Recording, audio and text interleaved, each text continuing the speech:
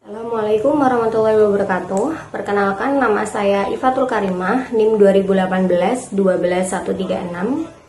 Saya di sini akan membuka presentasi dari kelompok 6 yang beranggota yang pertama ada Hilvi Umayyah Rahmatiwi, NIM 2018-12046.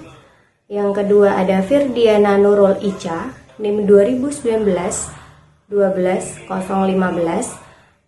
Terakhir ada Heni Witanti, NIM 2019-12029. Kelompok 6 akan membahas bab 6, yaitu translasi mata uang asing. Di bab 6 kita akan membahas yang pertama ada alasan translasi mata uang asing, kedua ada latar belakang dan terminologi, ketiga ada masalah, keempat, ada efek laporan keuangan terhadap kurs alternatif translasi mata uang asing. Kelima, ada translasi mata uang asing. Keenam, ada pengembangan akuntansi translasi mata uang asing. Ketujuh, ada gambaran standar nomor 52 atau standar akuntansi internasional 21. Yang kedelapan, akan bahas permasalahan perhitungan. 9, translasi mata uang asing dan inflasi. Terakhir, kita akan membahas translasi mata uang asing di mana saja. Yang pertama, saya akan membahas alasan translasi mata uang asing. Translasi mata uang asing adalah proses pelaporan informasi keuangan dari satu mata uang ke mata uang lainnya. Terdapat 3 alasan tambahan dalam translasi mata uang asing, yaitu yang pertama, mencatat transaksi mata uang asing. Kedua, memperhitungkan efeknya perusahaan terhadap translasi mata uang asing. Terakhir, berkomunikasi dengan peminat saham asing. Latar belakang dan terminologi. Translasi mata uang asing tidaklah sama dengan konversi, yaitu translasi mata uang secara fisik. Translasi mata uang asing merupakan translasi sederhana dalam ekspresi moneter. Transaksi mata uang asing bisa terjadi langsung di pasar spot, pasar forward, atau pasar swap. Masalah, jika nilai tukar mata uang asing relatif stabil, translasi mata uang asing keuangan tidak akan lebih sulit daripada mentranslasikan per inci atau kaki terhadap padanannya metrik tersebut. Bagaimanapun, nilai tukar tidak pernah stabil. Efek laporan keuangan terhadap kurs alternatif translasi mata uang asing. Yang pertama, untuk perspektif transaksi tunggal. Pada transaksi tunggal, penyesuaian nilai tukar, baik stabil ataupun tidak, dimaksudkan sebagai penyesuaian terhadap pembukuan transaksi awal dengan alasan bahwa transaksi dan perjanjiannya merupakan kejadian tunggal. Lalu untuk perspektif transaksi ganda, pada perspektif transaksi ganda ini, penerimaan piutang mempertimbangkan kejadian yang terpisah dari penjualan yang memberikan tambahan pendapatan.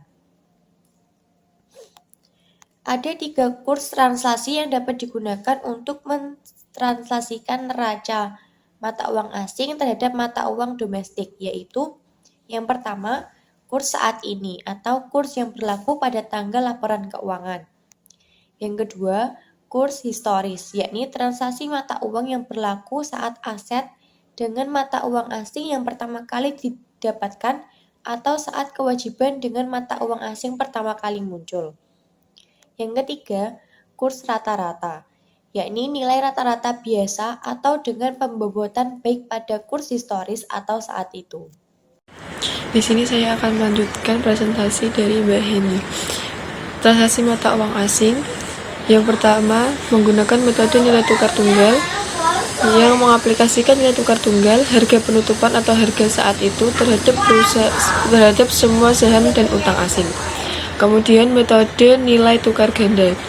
Metode ini mengombinasikan kurs saat ini dan kurs historis dalam proses translasi mata uang asingnya.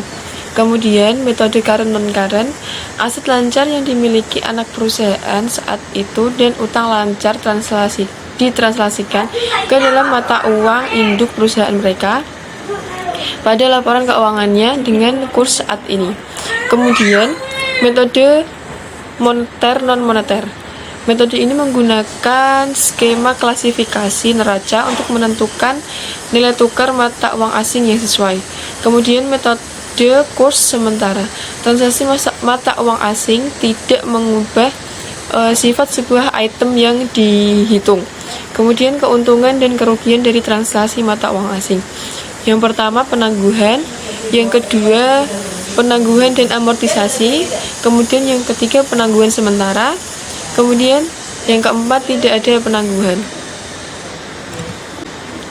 Kemudian pengembangan akuntansi transaksi mata uang asing. Yang pertama yaitu pra 1965. Yang kedua 1965 sampai 1975. Kemudian yang ketiga 1975 sampai 1981. Yang terakhir 1981 sampai sekarang. Gambaran standar nomor 52 atau standar akuntansi internasional 21. Standar nomor 52 mengakui bahwa semua perspektif baik induk perusahaan dan perusahaan lokal benar sebagai kerangka kerja laporan. Pada level internasional, IASB mengeluarkan keputusan paralel IAS 21 yang sekarang berkembang untuk mengklasifikasikan persyaratannya dan memecahkan masalah implementasiannya. Yang keduanya FAS nomor 52 dan versi baru IAS nomor 21 bertujuan untuk yang pertama menampilkan dalam laporan gabungan hasil keuangan dan keterhubungan dihitung dengan mata uang primer yang dikonsolidasikan antara laporan induk dan anak perusahaan bisnis dengan mata uang fungsional. Kemudian menyediakan informasi yang secara umum kompatibel dengan efek ekonomi yang diharapkan pada perubahan nilai tukar pada ekuitas dan arus kas perusahaan. Kemudian transaksi saat mata uang asing adalah mata uang fungsional. Laporan keuangan akan dihitung ulang dari mata uang lokal ke dalam mata uang fungsional atau metode kurs sementara, lalu ditranslasikan ke dalam dolar Amerika Serikat menggunakan metode kurs saat ini. Yang selanjutnya yaitu permasalahan perhitungan, terbagi menjadi 4. Yang pertama yaitu perspektif laporan, yang kedua harga perolehan, yang ketiga konsep pendapatan, dan yang terakhir laba terkelola. Translasi mata uang asing dan inflasi.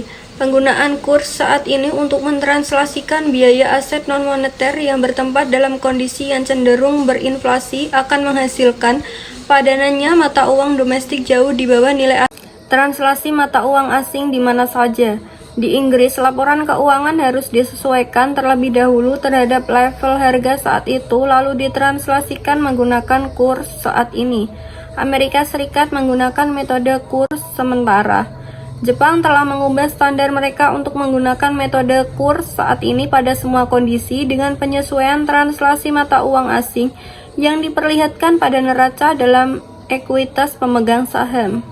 Terima kasih, sekian presentasi dari kelompok 6. Jika ada salah kata, kami mohon maaf. Wassalamualaikum warahmatullahi wabarakatuh.